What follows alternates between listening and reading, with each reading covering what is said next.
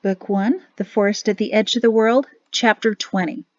Doorknob, I don't want to see everything differently. I can't stand it anymore, Maury announced to Perrin over breakfast. He sighed and said, as he did each morning for the past 4 weeks, "Yes, my darling wife, you can, and you must." "But why?" He put down his fork. "To be sure, remember? Just in case it's not what we think." She nibbled on her bread, the only thing she could tolerate in the mornings. "But what else could it be?" "I really don't know," he smiled. "For now, it's just our little secret. Rather fun to keep it between the two of us, isn't it? Besides, you'd be heartbroken if you told everyone and suddenly it wasn't going to happen, right?" You're right. Love it when you have to admit that." He chuckled as he took a big bite of potatoes. Maury looked away from his plate filled with bacon, potatoes, and scrambled eggs. It was a good thing he was adept at cooking himself a big breakfast each morning. Strangely, she found herself repulsed by the texture of food, and the smell of food, and the taste of food. 4 more weeks, Maury, that's all. That's what we decided, remember? I remember. It was the most sensible thing, but she just didn't feel sensible. She alternated between feeling joyful and jubilant, and woozy and weepy. But in an effort to feign sensibility, she behaved as if she felt fine, even though she was sick each morning and dizzy each afternoon. But sometimes what she felt was overwhelming. Whenever she saw anything remotely sentimental, she began to tear up. Just last week, Perrin and Maury went out for an evening stroll to enjoy the harvest season air when she noticed a little boy on the side of the road playing with a tiny kitten. Just as Perrin started to pull her away, she broke out of his grip and rushed over to croon at the scene. She knew her behavior was completely irrational, but the little boy and the kitten were just so cute. "Cute?" Perrin mumbled as he led her away. "Since when do you use the word cute?" "Should I have said adorable?" "Neither of those words was on my mother's list." After that, Perrin began to develop avoidance strategies, or so Maury assumed that might be the official term for his behavior. On Holy Day yesterday, a new mother offered to let Maury hold her baby girl at the meeting. The infant was in her arms for only a minute when Maury began to sniff and grow weepy. "Ah, must be those allergies again, huh, Maury? We better get you home," Perrin said with a tone of hinting. "Before your eyes puff up again. Oh dear, looks like they already are. Let's get you going before you bloat and frighten that baby. Now." Maury noticed several of the older women smiling in her direction as they quickly left. They weren't fooling them, and the fact that they suspected what Maury and Perrin suspected filled her with even more hope that all of their suspicions were correct. Lieutenant Heth heard the quiet knock on the door, but figured it was for a room further down the dormitory. At such a late hour, there was only one kind of visitor who would dare lurk in the halls, and she was obviously lost. It wasn't until the 3rd time he heard the soft knock that he began to wonder if it was for his room. His roommates were snoring, so obviously none of them were expecting someone. Reluctantly, he got out of his bed, lit a candle, and snuck over to the door. When he opened it, he sneered. "What are you doing here?" He looked his visitor up and down with a critical eye. "Nice to see you too, son of Warren," Dorman whispered as he ducked into the room. "Hey, I didn't invite you in." "Shh, don't worry. I'm not looking for a place to sleep in Idamia. I just wanted to talk to you. Someplace private?" Heth sighed and gestured to his bed. "My roommates could sleep through a wrestling match. I know that for a fact," he sniggered quietly. His brother sat on the edge of the bed without commenting. Heth sat a few feet away from him. "So what do you want?" "To know what you're doing," Dorman said. "I've been looking for you for weeks." "And that brought you all the way to Idamia? I thought you were afraid to be seen." In the dim light, he eyed his younger brother's dark concealing and ill-fitting clothes, untrimmed blonde hair that was covered by a sloppy hat, and scruffy boots. "You look like a rubbish remover." "That's because I am. And yes, I am worried about being recognized. I move only at night. Twice I've been stopped by soldiers wondering what I was up to. Hope you gave them an interesting story to think about during their long night shifts, Heth leered. Dorman sighed. You were always so simple-minded. I don't know why I bother. I don't either, so leave. Dorman folded his hands. I promised someone I would at least try. Son of Orin, it's Heth now. His brother rolled his eyes. Call yourself whatever you want. It doesn't change who you are unless you change yourself. And you never made any sense, Heth rolled his eyes back. Look, I've got early classes. Yeah, exactly how are you paying for this? How did you even know I was here? There was a message delivered to her aunt's house from Chairman Mal, of all people, asking how I was doing. He said you were in command school? I don't get it. How are you paying for this? Gold, Heth said easily. Whose? Mine. Never told you this, but I had a stash, as the little king. Great-grandmother set it aside for me, in case I should ever need it. After Mother died, I decided I needed it. Apparently great-grandmother didn't leave any gold for you. Dorman sighed. Figures. Where was it hiding? I'm not going to tell you. So there's more? Wouldn't you like to know? Not really. I don't need it. I'm just glad to hear that... Dorman paused to find the right words. You're doing something useful with your life. Finding a way to be productive, to return to the civilization that has given you so much. His brother scoffed. Dorman, you sound like an old man, you know that? Maybe it's because I've been spending a lot of time with an old man. Heth sneered. Really? Why? Can't get any girls to talk to you?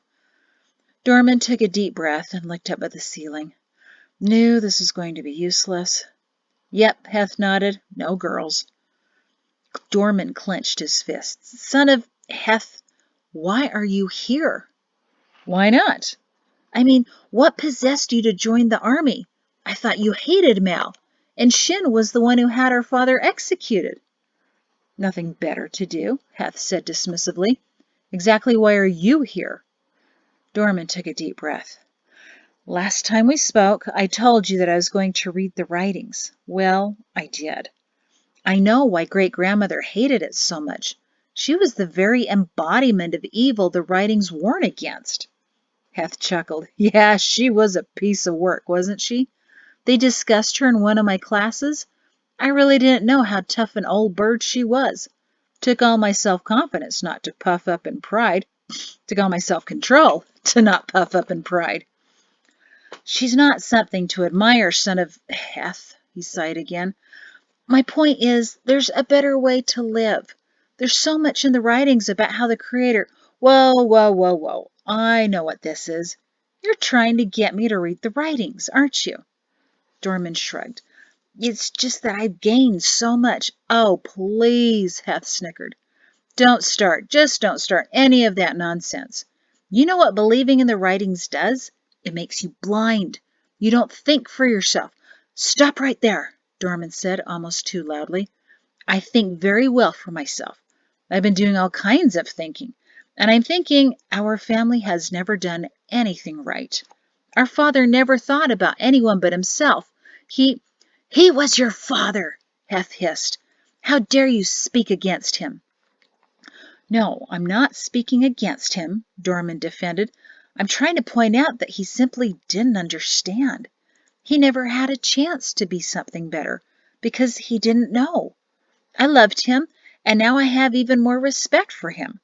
He should have been much more horrible, considering it was his grandmother who had his mother killed, and then she controlled his every move, but he really did try. He could have been good, but he was manipulated by those who never taught him to think. Son of Orin, the writings have been teaching me to think, to test all things, to ponder, to become a bag full of nuts, his brother finally cut him off. That's what you are, you know that? You've been talking to a rector, haven't you? I have, Dorman said eagerly, and he's the one who... Doo-doo droppings, Heth said sadly, calling his brother the name he came up with when he was 8. And you came all this way to try to get you to listen. Look, we can fix things. We could do great things for the world, give back for all that we took. Oh, I am, Heth said coldly. I'll be giving back all kinds of things, and when I'm done in 2 more years, I will fix everything in the world. Dorman leaned back. Why do I get the feeling that we're saying the same things, but we're meaning the opposite? Are you about finished here? Because it's late. Dorman reached into a pack on his back and pulled out a bound set of parchments. I want to give this to you. Have you read it. Think about. His brother snatched it out of his hands and peered at the title in the dim light. As if I don't have enough reading to do.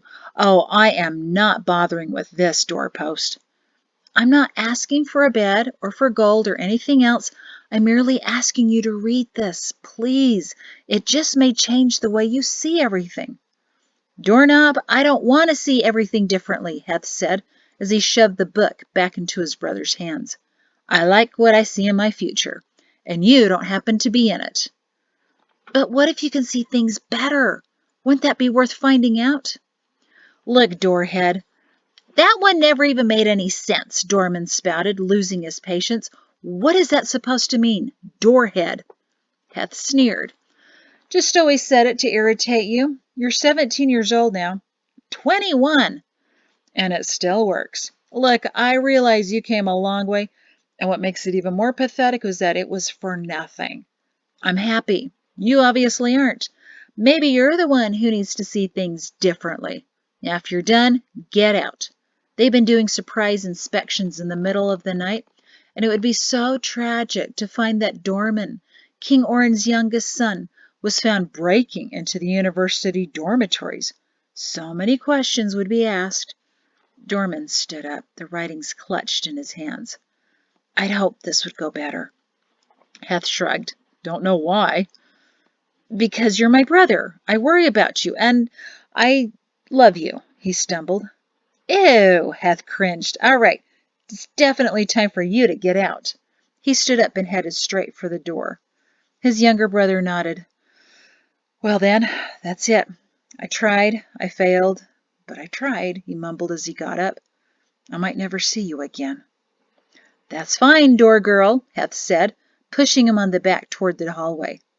What is that supposed to mean, door girl? I never got that either. There are a lot of things you don't get, doormaniac. If I ever see you again, I'll make you a list. Heth slammed the door.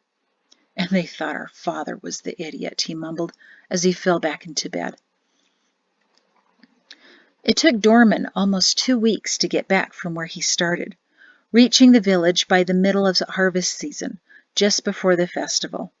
First, he finished out the week removing rubbish in Idemia, then told his supervisor he was quitting. He traveled by night along the rivers, avoiding other loners also trying not to be noticed. Eventually, he found himself at the small house that sent him. It was before dawn, but he knew he was expected to knock on the back door, no matter the hour. A few moments later, it opened to reveal a small, middle-aged man, blinking sleep out of his narrow black eyes. They popped open when he saw who stood there. Come in, he said quickly, pulling Dorman into the small kitchen. Are you safe? Have you been seen? Dorman smiled at the man, who seemed genuinely happy to see him.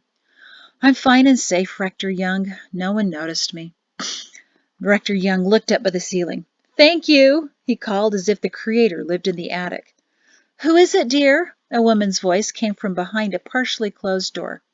Our wandering lamb, my love. Dorman's back. Is he all right? She sounded just as Dorman always thought a mother should, pleasantly worried. I am, Mrs. Young, he called back. I'm sorry to bother you so early. Not at all, said a cheerful voice. Let me start breakfast. I'll be right out. Come in, son. Tell me everything. Rector Young led Dorman out of the kitchen onto a small sofa in the gathering room. Dorman sat down. I saw him, but Rector, I failed. He wouldn't even take it. He pulled his pack off his back and retrieved the copy of the writings the Rector had given him almost a season before. Ah, well, we had to try, didn't we? The Rector took back the book as he sat next to Dorman. He ran his fingers through his black hair speckled with white, as if remembering he hadn't yet combed it that morning. I suspected it was a long shot, but like feeding an abandoned puppy, Sometimes we have to try again and again until it finally accepts the milk that will sustain it. Well, the puppy hates me, Dorman exhaled. Always has, and I didn't do much to win him over either. He's always been so arrogant, so annoying. Rector Young patted him kindly on the back. Siblings have a way of recognizing our most sensitive points, then stabbing at them, don't they? Yes, Dorman groused. I'm sorry. I know I shouldn't have let him control me like that, and for a while I did all right. It's just that I failed. I lost my temper, but I did tell him what you said to tell him. And how did he respond? By showing me the door, Dorman groaned. Ugh, you said it would make me feel better. I must have said the words wrong because it didn't work. The words I love you do indeed have power, but not the kind you're thinking. I think that you're expecting. Trust me, Dorman, someday you will be glad you said them. At least you know that he heard them once from you. Whatever you say, Rector, Dorman said wearily. You've been right about most everything else. Young chuckled. Well, thank you for that display of faith, son. Sorry. So what do I do now? Rector Young looked at him in the muted light of the dawn, the sky beginning to lighten and tinting everything in a pale orange, matching the dozens of pumpkins growing around the rector's small home. Now you'll eat some breakfast, then take a very long nap in our guest room. I mean, with my life, Dorman slumped against the sofa. Rector, I took work as a rubbish collector. Me, the son of King Orin, the descendant of all the kings, removing rubbish. And that was the noblest work anyone in your family line has done in 6 generations, Dorman, Rector Young declared. Ha! Dorman scoffed. Whatever. I have no skills, Rector. The tutors I had as a boy, I realize now they never told me anything true, merely more rubbish. Maybe that's why I was good at removing it. My new supervisor even said I had a knack, he shuddered. Said in maybe 5 or 6 years, with consistent performance and continued perseverance, I could become a head remover, he said dismally. Young swallowed. Head what? Removing trash, Rector, not heads. No, I haven't joined my great-grandparents' killing squads, although who knows, maybe that would have been the only other thing I would be successful at. Rector Young patted him on the arm. Dorman, you have remarkable skills. You've been gone for nearly a season, getting by on your wits, finding yourself work, keeping yourself from being discovered, and, well, where was it that you finally found your brother? In the dormitory, command school, Dorman said dully. Stopped by my aunt's and there was a message for me about him. Young's jaw dropped. Did you get in to the dorms? Dorman nodded. Snuck in at night. Watched the guards for a while to time their routes. Talked to son of Orn, Heth, as he now calls himself, then snuck back out again. And no one but your brother saw you? I guess not. Young breathed out. Remarkable skills indeed, Dorman. Do you realize how hard it is to get in and out of command school dormitory? To be on the campus and not be stopped? No one cares about rubbish men, Dorman explained. I figured that was the best way to slip in and out. Young had a smile tugging on both ends of his mouth. Very remarkable, Dorman. Sometimes our skills lie in what we've learned, but other skills are natural. I think we found your natural ability. Great, Dorman rolled his eyes. I'm good at taking out the rubbish and sneaking in to talk to my brother who cares nothing for me. What's the point, Rector? I know you keep telling me this life is a test, but I'm failing it. I've got no more family, at least none that cares about me, no friends, and no one that would even notice if I didn't exist. In fact, I can think of 1 or 2 older men who'd be happy to hear I was no longer alive and wouldn't pose any threat to their rule. I just take up space, Rector. I'm even a waste of that space. I'm rubbish, too. Rector Young couldn't help himself. He leaned over and embraced Dorman. Dorman's chin trembled, but finally he put his arms around the rector and squeezed him back. You are the son of the Creator, Dorman, Rector Young whispered. And that's far more significant than being descended from some old kings. Thanks, Dorman murmured. Rector Young released him a moment later. You've lived such a narrow existence that you simply don't know all there is to know. Well, I know something you can do, something amazing to match your remarkable skills. But I warn you, this may take some time. Time is what I've got plenty of, Rector, the young man mumbled. No gold or silver or home or food or purpose, but plenty of time. Time is the most valuable gift the Creator gives us, Dorman. Trust me. He shrugged. So what can I do? You will stay with us, Dorman, as our hired hand, Young decided. No one here knows you or your heritage. We can say that you're our nephew. As scruffy as you appear right now, not even your mother would recognize you. You can work for us, we'll feed and house you, and during our evenings I'll teach you a few things. Things you've never imagined. But how long this takes depends on your response to one question.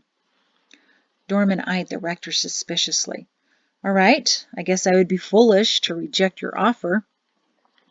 If ever you don't want to continue, Dorman, you are free to leave, Young assured him. I'm not forcing you, just giving you an option. You'll not be a prisoner in my house. A prisoner? Dorman whispered with growing dread. How did you know about that? Your family may think they kept quiet the fact that for 3 generations they enslaved their servants, but Dorman, word has a way of trickling out even the most tightly kept houses. Young whispered back, just know that I know, and that I would never treat you in such a way. Of course you wouldn't, Dorman said apologetically, and I'm grateful for the offer. Actually, I can't think of anywhere I'd rather be than with you and Mrs. Young. She makes the best biscuits. That she does, Rector Young said, sniffing the air that was already filling with the scents of breakfast. So, Dorman said, clapping his hands on his legs, what's your question? Rector Young studied him. Dorman, what color is the sky? Blue, he answered automatically. He didn't even glance out the window at the blazing orange that leaked into the room, tinging everything around them in a carroty hue. Everyone knows that. Rector Young glanced out the window at the ignored evidence inside. Dorman, you're going to be enjoying my wife's cooking for a very long time, but that's all right. That's why we're here. Several weeks after his brother's late-night visit, Lieutenant Heth left his last class, marched out into the greens of the campus, and over a slight rise at the edge of it. The cool harvest season showed his breath as he walked. A few minutes later, he strode down the gentle hillside and over to the massive administrative headquarters. He kept his cap down low over his eyes, marched up the white stone stairs, and through the grand entrance doors. The last time he did that, he had a butchering knife in his hands and a flock of guards on his tail. Today, no one thought twice about another young man in a uniform entering the headquarters. He walked past the old gold and leather throne still on display and continued on to the large outer office. He paused at the desk and nodded to the 2 men in red jackets. Lieutenant Heth, sirs. One checked the ledger. He's expecting you, Lieutenant. Go right in. Heth turned to the large double doors, opened them, walked through them, and shut them behind him. A much better entry than 6 moons ago. Sit down, Heth. Chairman Mal nodded to the seat in front of him. Heth sat obediently in the chair he occupied back in planting season and waited. Normally, I would begin by quizzing you on some of your past exam material, Mal explained, but you're not the typical officer in training, are you? No, sir. Dorman came to see you, didn't he? Mal casually sprung on him. About a full moon ago? Heth's mouth dropped open. Yes, he did. How did you know? Mal clasped his hands in front of him. I know all kinds of things, Lieutenant. Why didn't you tell me? His tone turned sharp. Heth swallowed. It wasn't a good visit, sir. He wouldn't have been interested in what you could offer him. Are you sure? Mal said harshly. Heth nodded and answered swiftly. Yes, sir. He was trying to give me a copy of the writings. Wanted me to read them. Mal pulled a face. The writings. Oh, that's too bad, he reluctantly admitted. He had a good mind. Could have used him. Heth shifted uncomfortably, having been under the impression that he was the one with a good mind. Did he question you about your new position? He did. I told him that my great-grandmother left me the gold to pay for command school. And he believed that? He did, sir. Good. Did he ask why you were here? Yes, sir. Told him I had nothing better to do. Mal squinted. And his response to that was? Heth shrugged. He believed it. Coming from you, I suppose it's not unexpected. Heth wondered if he'd just been slighted. When he left, he said he didn't know if I would ever see him again. Where does he live, Heth? I don't know, sir, he confessed. Mal leaned forward. Do you recall that I asked you specifically to find out where he lives if ever you saw him again? You did, sir, he gulped. So what is he doing? Moving rubbish, sir. Moving rubbish, Mal repeated tonelessly. Where? Heth hesitated. He didn't reveal that, sir, realizing that he shouldn't add, because I forgot to ask. Mal analyzed him. Heth shifted again, perceiving that the chairman didn't have too high of expectations for him. For some reason that made him feel guilty.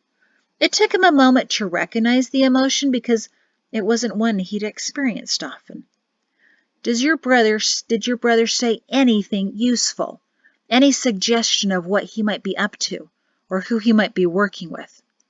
Heth eagerly answered, knowing it would make his brother seem more foolish than him. A rector. He's been working with a rector. Was all that Mal answered. Heth was disappointed. I'm disappointed, Mal said. Heth began to smile until Mal finished his sentence. In you. I expected more. If you're going to get what you want, I need to get what I want, too. But, sir, he's not doing anything, Heth protested. He's useless. According to your evaluation, which, unfortunately, is all I have to go on, Mal griped. You're going to have to do better. The next time I require something of you, I expect to be impressed. I'm investing a great deal in you, and when the world gives you something, it wants something in return. Heth had never heard that before, but nodded anyway. Yes, sir. I need you to be ready for when the moment is right, Mal said. When will the time be right, sir? Well, that's the issue.